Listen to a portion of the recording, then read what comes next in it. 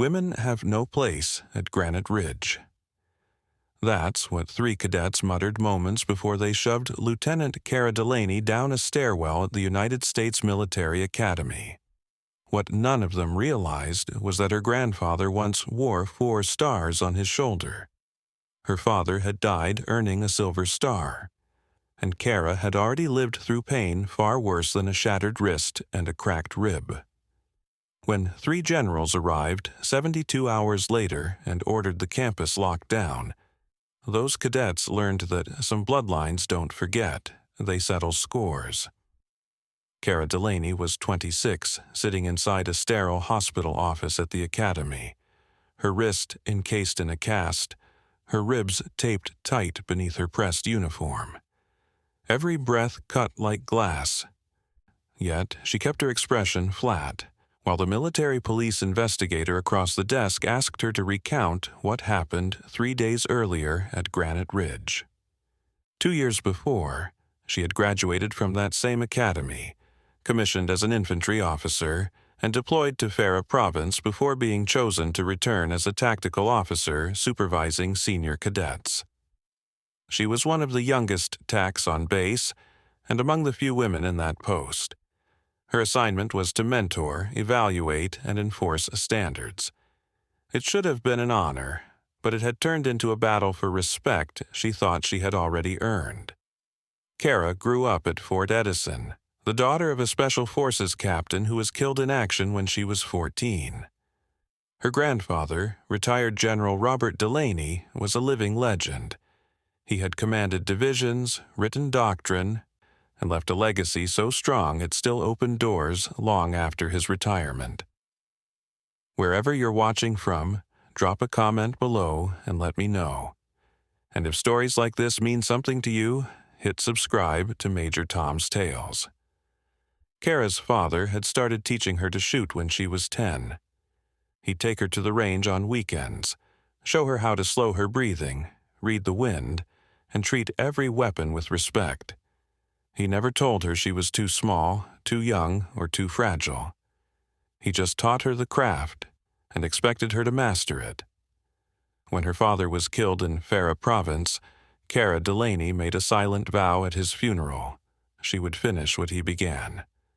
Life at Granite Ridge was merciless, a grinder that stripped away anyone who only thought they were tough.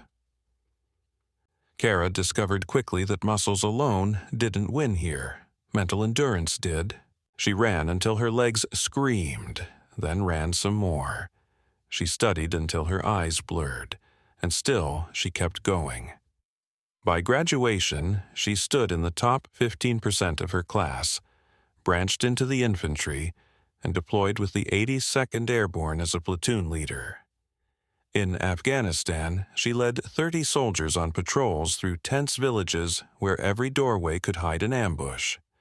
She earned their trust not through rank, but through calm, steady competence, and by never asking them to do something she wouldn't. When she returned stateside, the academy offered her a TIC position. It felt like completing a circle, but being back at Granite Ridge wasn't what she'd imagined. She thought coming back as an officer would be different. She was wrong. The 3 cadets were 4th years, each male, each from civilian families with no service history. Cadet First Class Mason Kerr, Cadet First Class Ryan Cole, and Cadet First Class Tyler Vance were mediocre students, weak leaders, and loud critics of the new diversity policies. Their resentment was open. Cara had written them up twice that month, once for a failed inspection, once for disrespecting a female cadet during drills. Both times they filed appeals accusing her of bias, and both times the appeals were denied. Tension thickened. They began muttering insults just loud enough for her to hear, calling her a quota hire, saying her last name bought her career, claiming she'd only passed Ranger School because the standards were softened. The incident happened on a Wednesday afternoon inside Washington Hall, the Academy's main academic building. Cora was walking down the central staircase between classes when she spotted the trio waiting at the top. Kerr whispered to the others, and they turned to glare. She kept her pace steady.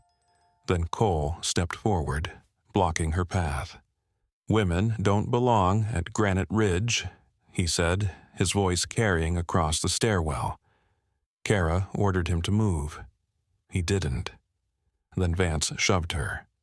She fell backward, twisting midair, reaching for the rail but missing it. Her ribs slammed into the stone edge, her wrist snapped as she tried to brace the fall, and she tumbled down 6 steps before stopping hard. Pain flooded everything. She couldn't breathe, couldn't move. Cadets rushed to help, but the 3 who pushed her had already vanished. That night, she lay in the hospital. X-rays showed 2 fractured ribs and a displaced break in her left wrist. The orthopedic specialist reset the bone, wrapped her ribs, and offered painkillers she refused. She wanted to feel every ache so she'd never forget it. The refusal was officially noted in her file. Cara Delaney didn't want the edge dulled. She wanted to feel every throb, every stab of pain, so she'd never forget. Her thoughts drifted to her father and their last talk before his final deployment. He'd told her that the hardest fight wasn't against the enemy, it was against the ones on your own side who didn't think you belonged. "You can't make them believe," he'd said. "You just keep proving them wrong until there's nothing left for them to say." Then she remembered her grandfather, General Robert Delaney, calling the night she was accepted into Granite Ridge. He'd told her the family name carried weight, that people would expect more from her and forgive far less. If she wanted respect, she'd have to earn it twice over. She'd accepted that truth, but betrayal from those she was supposed to mentor, that she hadn't expected. The investigator assigned to her case was courteous but doubtful. He asked if she'd provoked the cadets, if anyone had witnessed it, if she was certain it wasn't just an accident. Kara met his gaze and told him it was deliberate. She gave him their names, every detail, every word. He scribbled notes and said he'd follow up. She didn't believe him. The next morning, a call came from the Academy's legal office. The 3 cadets, Mason Kerr, Ryan Cole, and Tyler Vance, had filed a counter-complaint accusing her of harassment and professional misconduct. They claimed she'd targeted them out of bias, that the fall was an accident, and that she'd exaggerated her injuries to twist the story. Her chest tightened. She asked what proof they had. The officer said they'd gathered statements from other cadets and were opening a full investigation.